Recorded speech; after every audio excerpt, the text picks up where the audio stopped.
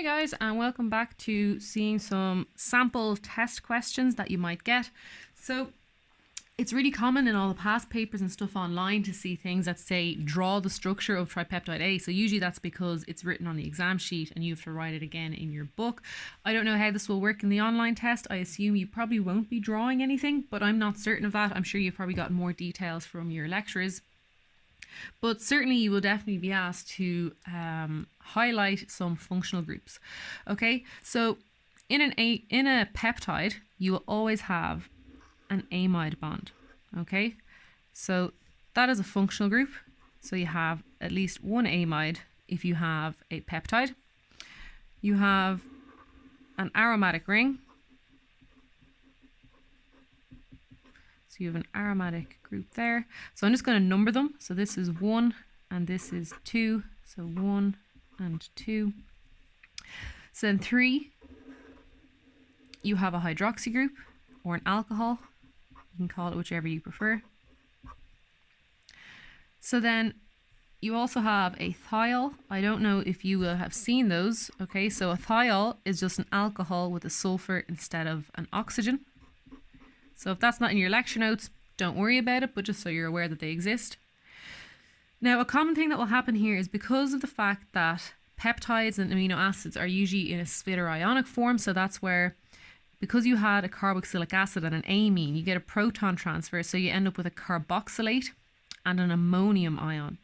So as far as I'm concerned, in the past when I've marked the exam scripts for this module, if someone said amine, I would usually give them the full marks, okay? But just to be certain, okay, so sorry, I actually forgot to number these ones. So 4, and then this would be 5. So 5 is an ammonium group. So if you forget that it's an ammonium, okay, do feel free to write down amine. You'll certainly get most of the marks, if not all of them. And then the last functional group that you will find in a peptide is a carboxylate.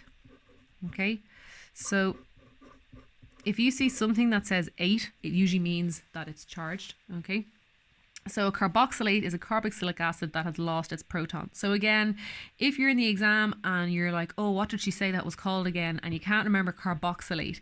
If you called it a carboxylic acid, I'm pretty sure you'd actually get all the marks for that as well. So don't worry about it too much. Okay, so then the next question is draw the structures of the 3 products released upon the complete hydrolysis of A. Okay, so hydrolysis always occurs between the nitrogen and the carbonyl. So what I find is helpful is that I will go to the structure and I will draw a squiggly line to show myself this is where the bond is going to break. So I've already drawn these out. Okay, so a few tips for doing this is an amino acid has 2 carbons in the backbone. Okay, so you have a carbon there and a carbon there, and then whatever the OR group is. Okay, there will always be marks for showing the correct stereochemistry. So if it was wedged up here, make sure you draw it wedged in the product. Okay, the product of hydrolysis. It's also important not to flip the molecule upside down. And what I mean by that is if you see, for example, you have the carbonyl pointing down, I will usually keep the carbonyl pointing down. And the reason for that is if for some reason you decided to turn that around. So let's say you have your NH3 and then that will go down. Okay, so if for some reason you were to draw that upside down, you may draw it with the wedge. Okay, but if you do that, it's actually wrong. Okay, because if you imagine you take that carbonyl group, okay, and you flip it over, when you do that, this wedge here is also turning 180 degrees. So before it used to stick up towards the camera, but when you rotate the molecule, it's going to end up pointing down. So what I mean is then really what you should have drawn is the same molecule, except now it's dashed. Because to put the carbonyl from the bottom up to the top, you're rotating the molecule 180 degrees. And when you do that, what was sticking up towards you is now going to be pointing down through the page. So if that's a little bit confusing, don't necessarily worry about it, but just remember, if the carbonyl was on the bottom and the chiral bond was pointing towards upwards to the top of the page, draw it that way as well. So for example, when you take this sulfur containing one, because the fact the carbonyl was already drawn facing up, I left it facing up, and then the thiol still comes down below. Okay, so that's just really important, because often what you'll see is people like to draw their amino acids with the carbonyl pointing up. So when they do the hydrolysis, they end up flipping where all the OR groups are. So that's just really important. I will just always draw it exactly as it's drawn in the molecule. And all you're actually doing is you're giving your nitrogen an extra proton, and you're putting an OH where the nitrogen used to be. Okay? Or if you're going to show it in the zwitterionic form, you're putting two hydrogens on your nitrogen. So it used to be NH, and now it's NH3. And instead of a nitrogen, you're putting in an O minus. Okay? So this nitrogen here, I will use green for this. So this nitrogen here is actually this nitrogen here. And then this nitrogen ends up being this nitrogen. Okay, sorry, I just remembered I have to put in my positive charge because nitrogen has 4 bonds. So this is one that is in theory very easy, because all you're doing is breaking along the red squiggly line, putting 2 hydrogens on your nitrogen and an oxygen on your carbonyl. But you'll be surprised how many mistakes are easily made. For example, adding in an extra carbon, or losing a carbon, or drawing wedges instead of dashes, etc. Okay, so when you draw your structure, the structures of the 3 products, just make sure you take the time to go back and go, yeah, okay, everything looks like it's in the right place. Okay, because it's actually not that uncommon to make mistakes. So that's a very common question. You're given a peptide, you're asked to show the functional groups. You're asked to name the functional groups. Sometimes you're asked, is this hydrophobic or hydrophilic? So if it's hydrophobic, it'll just be made of carbon and hydrogen. If it's hydrophilic, you'll see things that have, say, OHs or NHs or acids and things like that as well. Okay. So this is a question I actually got an email about today, and it was a very good question because it's quite, it's designed to be a little bit tricky. So I'm pretty sure this is mentioned in your lecture notes, okay? But this is an anhydride. So an anhydride, I'll flip this over. So an anhydride is really similar in reactivity to an acid chloride, okay? So they act very similarly.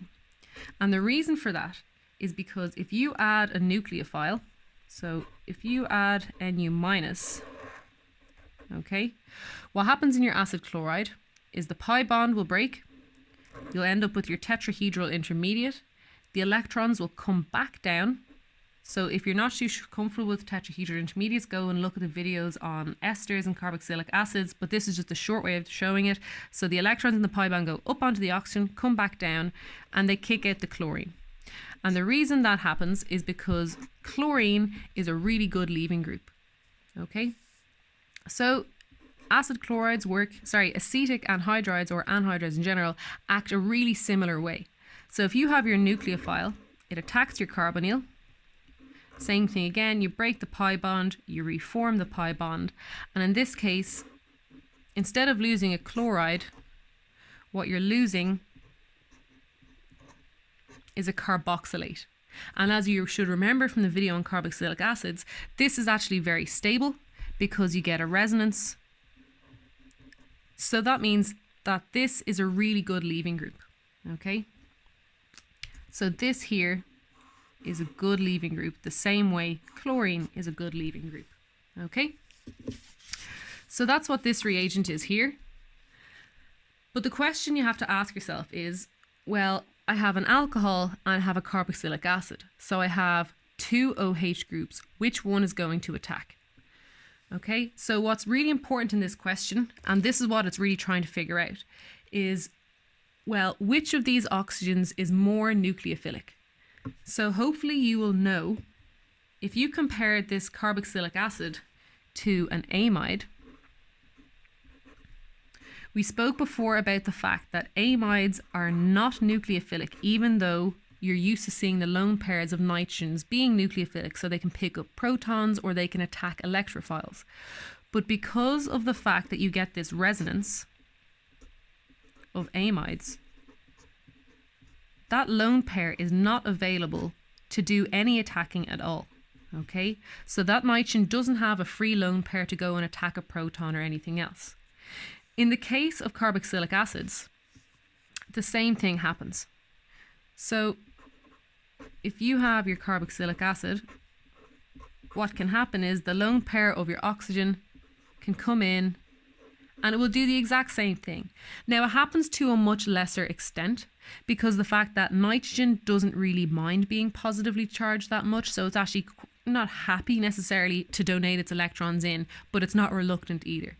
Oxygen, because it's electronegative, it doesn't really engage in this resonance as much, but overall it's generally speaking not going to be very nucleophilic in comparison to, say, an alcohol, because an alcohol does not engage in any form of resonance really, so therefore it's going to be freely available to come in and attack your acid anhydride. Okay, so that will go up there, that'll come back down, and you'll kick that out. Okay, so then product B is a very well-known molecule.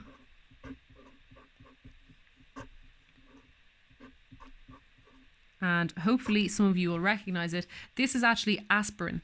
Okay, so it's acetyl salicylic acid. Okay, so that's actually used as a painkiller. One of the questions I was asked in the email earlier was, what is this here? What is this doing? And why do you need H2SO4? Okay, so acetic acid, so AC just stands for this. Okay, so it doesn't really matter what it's bound to, but this is AC. Okay, so when you have ACOH,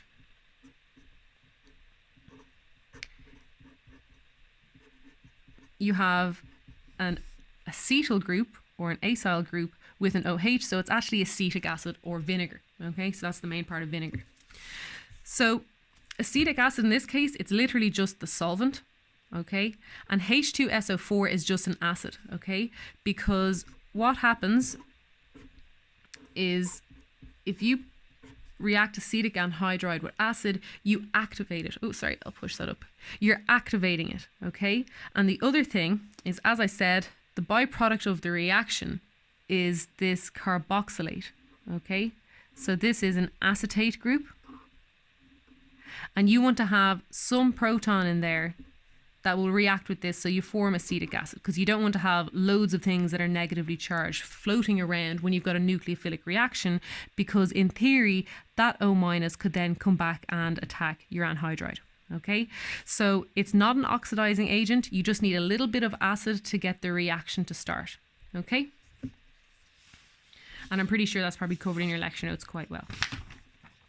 So the next question is, give the key I or spectroscopic peaks for starting material C and product D in the following transformation. So this is a really common question. There will only usually be one of these on the paper, so if you really struggle with I or spectroscopy, it's not the end of the world, but it's also a really easy question because it's just a simple matter of learning off the main signals, and I cover those in detail in the video on I or spectroscopy. So what you're looking for is, in this molecule you have an OH, and hopefully you should know that OHs come up around 3000 centimeter to the -1. Now they can vary a little bit depending on what is attached to the alcohol, but it's usually, so if this is your I or spectrum here, you'll normally have a load of stuff going on here, and then it will be relatively flat. You'll have a bit of a peak here for your CH, so your carbon hydrogens, and then you'll have this massive broad signal around or above 3000 centimeters. Okay, centimeters to the -1. So that's really, really important. So this is your OH signal.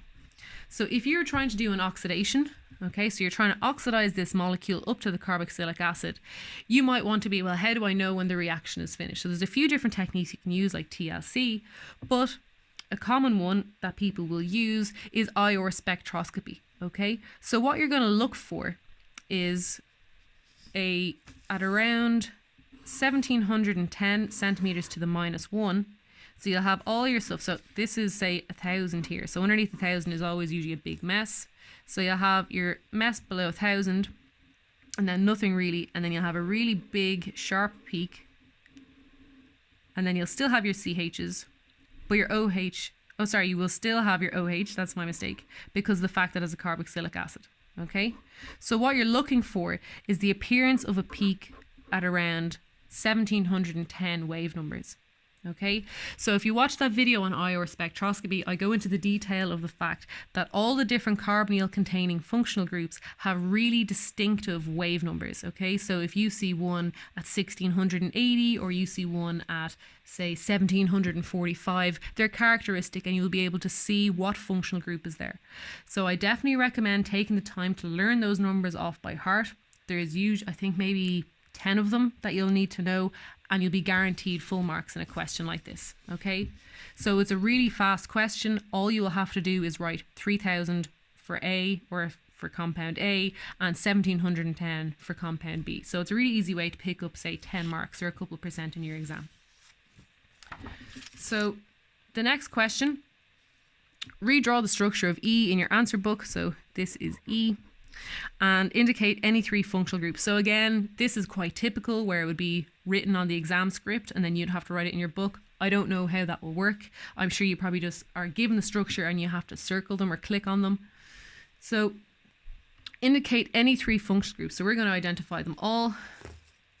So we'll start from the left. So you have alcohols. Okay, so this is 1. So alcohols. Just to be clear, when I'm marking these exams myself, if you were to say, oh, a primary alcohol, a secondary alcohol, I'm not going to give you, they're not 2 different functional groups, okay? It's just 1 functional group. You also should be able to quite easily identify this amide. So 2 is an amide. Aromatic rings are always obvious, okay? So aromatic. Some that you might miss are ones like this ether. Okay, so this is 4, 3, and then 4 is an ether. Okay. Now this one usually causes the most mistakes. So this is an acetal. Okay, so I do have a video on acetals. Anywhere you see a carbon bound to an oxygen, bound to another carbon, bound to another oxygen, bound to another carbon, that is an acetal. Okay, so it's actually really important you circle the whole thing, okay, because it's not just this oxygen or these 3 together, okay, it's all 5 atoms, because hopefully you remember if you have carbon, oxygen, hydrogen, that's a different functional group. That's a hemiacetal. So this is acetal and then this is hemi. Okay, so I don't have the space to write it in. Okay, so then functional group 5 is an acetal. And I just want to make sure you're all very well aware of the fact an alkane is not a functional group. So every year I would say about 15 or 20% of people will say alkane for a functional group. They'll circle this methyl and go, oh, that's an alkane. So alkanes are not functional groups because they don't really provide any function. Okay, so alcohols make a molecule nucleophilic, or they make carboxylic acids, make them acidic. Amines make molecules nucleophilic. Alkanes don't do any of that. Okay, so they're not a functional group. If you're asked to identify a functional group, don't put down alkane. Okay, so you're asked to indicate the glycosidic link present and assign it as either alpha or beta. Okay, so the glycosidic linkage is this thing here. Okay, so this is your anomeric carbon, and the ether type linkage, or that's part of the acetal, the ether type linkage is your glycosidic bond. Okay, so then you have to assign it as either alpha or beta. If you're not too sure on how to do that yet, I cover it in great detail in the video on carbohydrates and polysaccharides, so do check that out because it's quite important. It comes up every single year. So the general rule of thumb for this is if it's up, it's beta. Okay, so it's beta. The real definition of it is if the oxygen here is on the same side of the molecule as the last branch, then it's beta. okay? Because the hydrogens in this molecule, and I'm starting to get messy now because I've drawn so much here. So there's a hydrogen at that position pointing down, and there's also a hydrogen on this carbon pointing down as well. So that means this oxygen and this branch are both pointing up, okay? And that means they're on the same side, and therefore it's beta. So that's the technical reasoning behind it, but usually it's a good enough rule, particularly if you're looking at glucose. If it's oxygen going up, it's beta. If it's oxygen going down, it's alpha. Okay? So again, check out the video on carbohydrates if you're not too sure about that. So then the last question is, draw the products obtained by the hydrolysis of the glycosidic bond in E. Okay? So I've basically drawn them out, apart from one really important feature. So hydrolysis means you're adding an OH to one side and a H to the other, okay? So this oxygen here belongs to this molecule, okay? So this side of the molecule. That means if you were to add H2O, so if you take this and you add H2O to it, one hydrogen goes here and one OH goes here. But what's absolutely essential, when you draw the hydrolysis, okay, it's going to be a squiggly line, okay? So it could be alpha and it could be beta, so you get a 50-50 mixture of both. So it's important to show a squiggly line. If you were to draw this with just a straight line up or just a straight line down, you would actually lose a couple marks, okay? So it's really important to make sure that's very, very clear that you've drawn in a squiggly line. So in the last, I think, I've lost count now because I've done so many today. So I think this might be the 5th video of example questions. This is roughly an entire paper, okay? So I used a few past papers and I used a few things online to try and get all these types of questions together. But if you can answer all the questions that I've covered in the last 4 videos and this one as well, you will do really, really well in your exam, okay? So do keep trying with them. And remember, if you have any questions, perhaps from past papers that you're trying to do at home, do feel free to email me, or you can comment on the video below, and I'm more than happy to answer your question either by email, or if it's a really good question like this one here, I'll actually go and make a video about that as well. So remember that all these videos are made to try and raise some money for Cystic Fibrosis Ireland, so please check out the GoFundMe link in the description below, and thank you very much.